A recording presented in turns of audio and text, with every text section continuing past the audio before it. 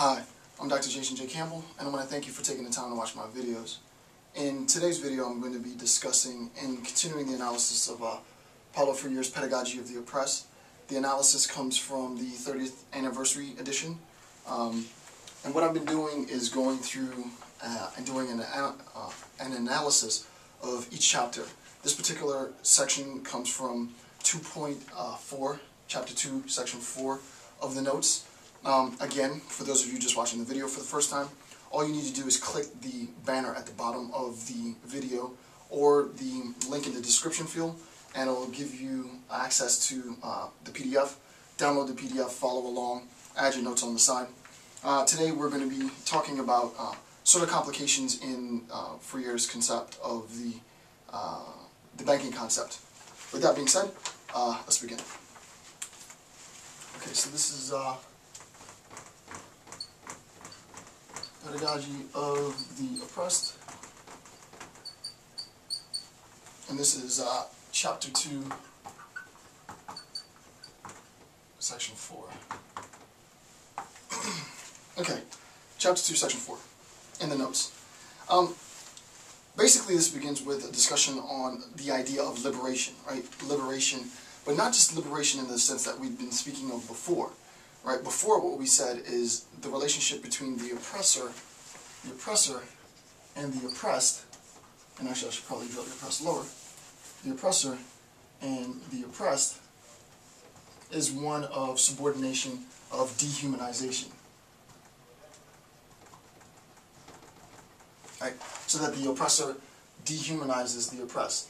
And what the oppressed is attempting to do is to elevate his or her status so that there is a shared recognition of humanity. This is the act of struggle. This is attained through the act of struggle, and this is a state of liberation. Right? The problem, however, with this idea of liberation, according to, and not even the problem, one of the things that we need to be cautious of in discussing this concept of liberation is to recognize that when we're talking about liberation, you can go about liberation in the wrong manner. And the way that you go about liberation in the wrong manner is by attempting to attain an act of liberation through the use of banking concepts, right? If you attempt to liberate yourself while using banking concepts, all you're doing is further subordinating, further dehumanizing yourself. And Freire wants to warn against that. So this is liberation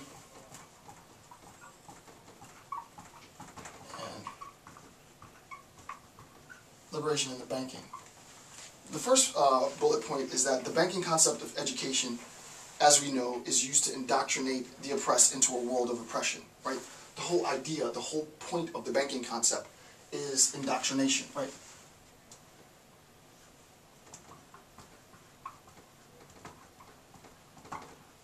Right? It's the indoctrination of the oppressed person into the worldview of the oppressor. And in the last series of videos, we saw how the oppressor constructs that worldview, right?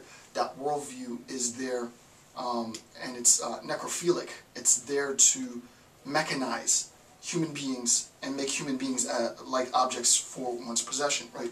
So this process of indoctrination, this process of education under the banking concept, and this would obviously be banking,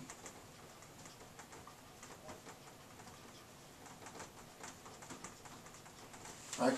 This banking concept of education dehumanizes the oppressed, and it indoctrinates the oppressed into the worldview of the oppressor.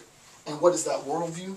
That worldview is an attempt to frame human beings and argue that human beings are synonymous with objects in the world, right?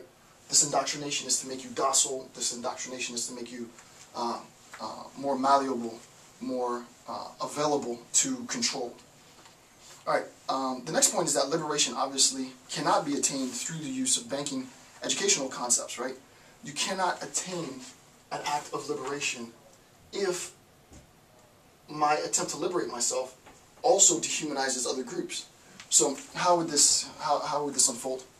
You can imagine that there are members of an oppressed group, and the members of the oppressed group want to liberate themselves from oppression. So let's say it might be blacks, right? So black men want to liberate themselves from oppression, and what they do is they speak to other members within their group, other black males, and they say, in order for us to liberate ourselves from this oppression, what we have to recognize is we need to create a system that is different from their system, right? Because their system is an evil system, right? Their system is an inhuman system, and our system is going to regain our humanity. It all sounds well and good, right? They're the bad guys, we're the good guys, we're going to regain our humanity in fighting against them. What I've done, however, in that narrative is I've created a dichotomy. I've created those who are with me, the us, and those who are against me, the them. And insofar as I preserve this us-them, dichotomy, and obviously it could be the other way around, insofar as I preserve this us-them dichotomy, then all that I'm doing is reinforcing institutions of oppression, right? What we need to do in our process of liberation then is to eradicate this idea of us-them dichotomy. We need to eradicate the student-teacher dichotomy. We need to eradicate the us-them. We need to eradicate the oppressor, the oppressed, right? Without an attempt to explicitly eradicate this, then the very act of me attempting to liberate myself further reinforces this contradiction. Okay, and just real quick, because that point might not be extremely clear. You can imagine then, in the scenario, that an act of liberation has been attained through the banking concept, and those who were formerly oppressed are now in a position of power. It is likely that now that they're in a position of power, they will use that power to oppress their former oppressors, right? Thereby reinstating the whole concept of both banking and oppression, right? The only way to go about liberation then would be to eliminate the idea of oppression and this dichotomy between us them in its entirety. Okay, so the last bullet point for liberation and the banking concept: there can be no liberation without a renunciation of the banking concept of education, right? And this is what Freire is saying. You can't talk about liberation without denouncing, right? Without attempting to eradicate this idea of the banking concept. Why? Because according to Freire, the banking concept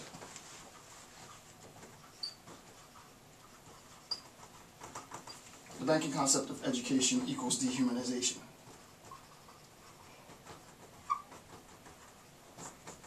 Right? For Freire, the banking concept of education equals dehumanization. The act of dehumanization reinforces oppression, right?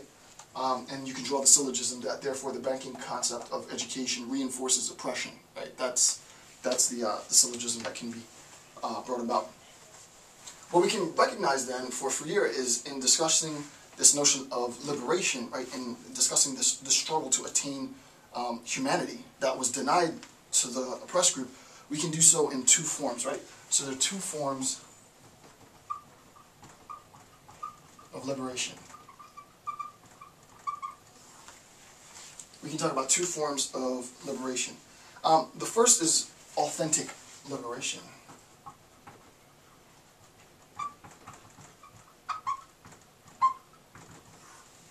Authentic liberation. Authentic liberation is devoid of the banking concept, right?